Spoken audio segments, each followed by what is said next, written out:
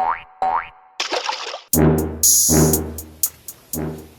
YouTube, what's up? Your boy Sean Austin here. And Sean McLean.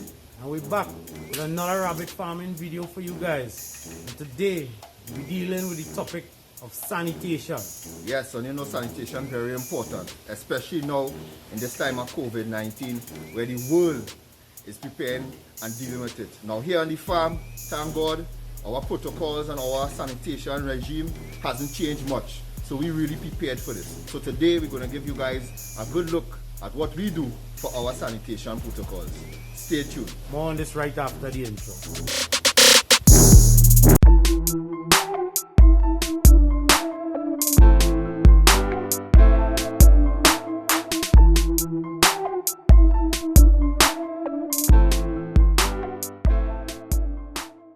So one of the first and most important things we're dealing with entry into your rabbitry. So your sanitation protocol started from there.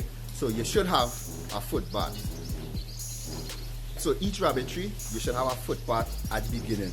Now the foot bath could be used, you could use a container, you could use just an area where you could have some water, some solution, and you could just put disinfectant or something that will help to sanitize. Now this is not for you alone, and this is not for your customers alone. Everyone who enters in your rabbitry should utilize the foot bath. I'm going to give you an example of our foot bath that we utilize just after this.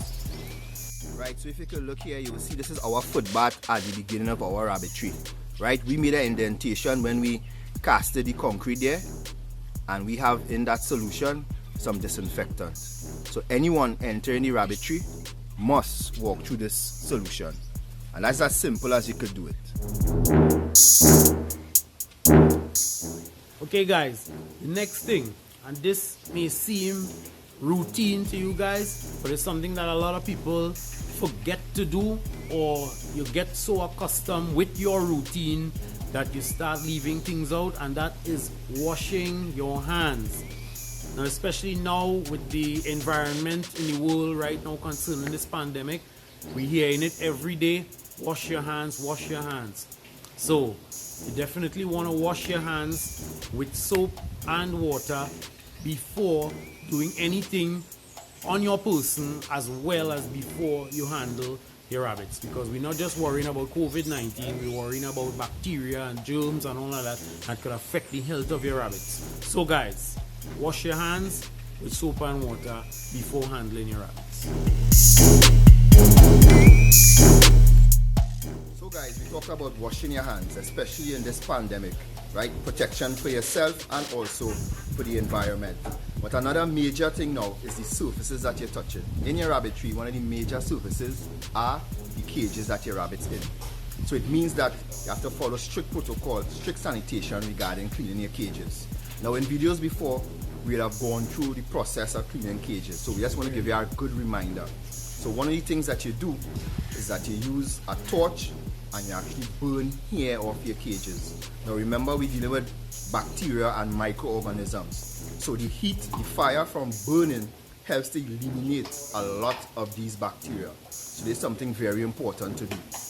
The other part of it would be, of course, using soap and water or some type of disinfectant and a brush, and actually brushing and scrubbing the cages. This too will help keep bacteria and any kind of virus off. Another thing, when dealing with your cages, the utensils in the cages for the rabbits. One major thing would be, of course, your feeding bowls.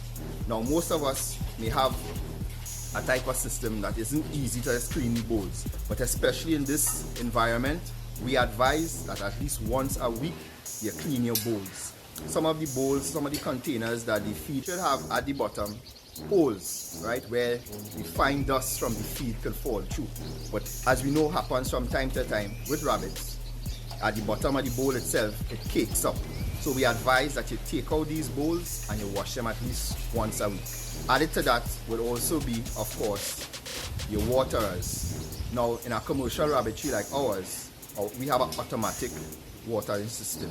And we advise that for most people in commercial, obviously, because it isn't easy to replacing 100 or so water bottles every day or filling them back. So we have an automated system. So what we do is that we use bleach solution, a very light bleach solution and we wipe all our nipples, ensuring that all the water in nipples are clean. We advise this again at least once a week, especially in the current environment. So these are just some of the sanitation tips regarding the surfaces in and around your rabbitry. And of course your floors. If it is that you have a floor that is concrete or earthen, then it means one or two things. If it's concrete, you can sweep it off and collect your manure and ensure that you wash them. If it's earthen, we advise at least once a week you collect the manure at the bottom, put it into a separate receptacle so you have a fresh earthen floor.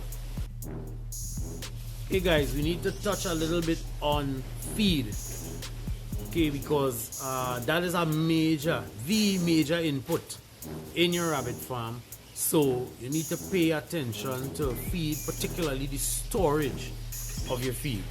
Right now, feed should always be stored in a cool, dry place. We recommend plastic drums with covers because you don't want that feed to be exposed to anything like, let's say, rats and cockroaches, even birds. You don't want that feed to be exposed. So you want containers with covers that would keep your feed cool and dry, and it would also prevent mold, which wouldn't be a good thing for your rabbits to consume.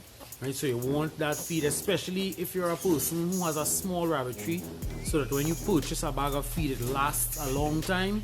You need to pay particular attention to storage and ensure that that feed remains cool and dry so that it's mold free and healthy for your rabbits. In our case, we use approximately a bag of feed per day.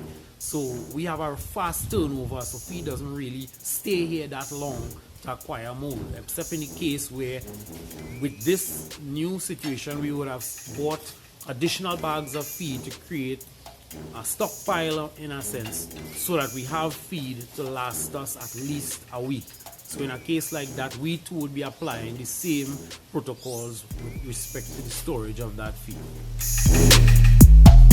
So we're going to deal with something very important. Now this word is a very famous word, especially in this situation, quarantine. Now you should have a strict protocol of quarantining any new rabbits that come into your rabbitry from whatever source. This is very important for you to protect your herd, because you wouldn't want to bring in a new rabbit. Let's say you imported a new bloodline, or you may have bought a rabbit locally from a trusted seller. However, you should still practice a quarantine period and a quarantine area. We recommend that you have a separate area, somewhat off away from your main rabbitry, where you can keep rabbits in quarantine. And you can keep them in quarantine for at least, we suggest, about a week. Now this is to ensure that these rabbits do not pass on anything to your herd. So that's very important. And with the quarantine, there are some protocols also. Of course, this quarantine area would not be attached even to your water system with your main rabbitry. It must be totally separate. Follow this tip and you'll be in good stead in terms of keeping your herd disease free. Okay guys, another thing that you need to be mindful of within your rabbitry is the controlling of insects. A lot of people may not know this, but insects, particularly flies and ants, are major vectors for the spreading of germs throughout your rabbitry.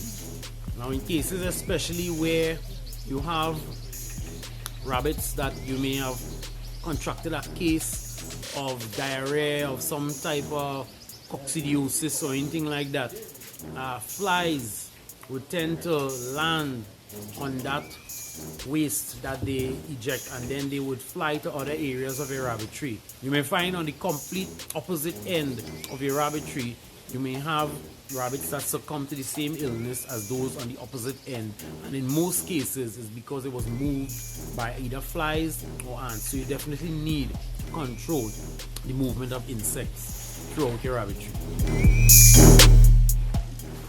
Guys, so another thing we want to discuss today is heat and humidity. In your rabbitry, these two aspects could contribute to you having bacteria, right? So those of us that may have studied chemistry and biology know that heat contributes to the growth of bacteria, right? So you want to ensure, first of all, that your rabbitry is cool and properly ventilated, and also you want to ensure that it's dry. And in keeping it dry, you want to ensure that if you have any waterers or any nipples that are leaking, that you fix those immediately, because you don't want a damp, hot environment that is ripe for growing bacteria. So you want to pay attention to these things. Here in Trinidad, actually, today is a relatively hot day, and we use a thermometer like this just to monitor the temperatures in our rabbitry. And I can tell you that today we are at 33 degrees Celsius, that is, and our relative humidity is about 38%. So we keep track of this on a daily basis, and you should also ensure again that it's properly ventilated and that is dry and clean. Keep to these couple variables and maintain them, control them. You're well on the way to keeping a disease-free rabbitry as an important part of your sanitation protocols. Okay guys, so we're gonna leave it off there for today. I want to say thanks for tuning in. If it's your first time here with us, then definitely hit that subscribe button, and don't forget to hit that little bell so you'll get notifications whenever we upload new content. And remember, now in this new environment, we want to do our part too, to remind you guys to follow the rules, practice social distancing, wash your hands as frequently as possible, for all of us to be safe and stay safe. Sean McLean, Sean Austin, Sean's Rabbitry and Aquaponic Produce. Till the next time. See you.